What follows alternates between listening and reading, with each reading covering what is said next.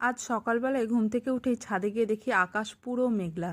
মেঘলা আকাশ আমার একদম ভাল লাগে না, কিন্তু তবু নিচে এসে বাগানে আসার পরে দেখলাম যে গাছে দুটো গোলাপ ফুটেছে, এত সুন্দর, মনটা আবার বেশ ভালো হয়ে গেল। আসলে রোদ না বেরোলে একদম ভালো লাগে না, বিশেষ করে শীতকালে। তো যাই হোক, কিছু তো করার নেই, রোদ না বেরোলেও বাড়ি কাজকর্ম তো শেষ করতেই হবে। খালি বোতলগুলোতে সব জল ভর্তি করে নিয়ে রেখে দিলাম, যাতে যখনই তেষ্টা পাই ছেলে দুটো যেন জলটা খেতে পায়, কারণ ওদের আবার খালি বোতল থাকলে জল তেষ্টা পেলেও নিয়ে জল খাবে না। তো তারপরেই রান্নাবান্না শুরু করে দিলাম। আর অন্যদিকে কিন্তু এই রান্নাঘরটা যে অগোছালো ছিল সেগুলোও কিন্তু গোছানো শুরু করে দিয়েছি। তখনই দেখি কলিং বেল বাজে আর আসে পার্সেল। আর পার্সেলে এসেছিল এই স্পুন স্ট্যান্ডটা, যেটা খুবই সুন্দর, আমি মিশো থেকে নিয়েছি। এর আনবক্সিং ভিডিও আমি এর আগে দিয়েছি।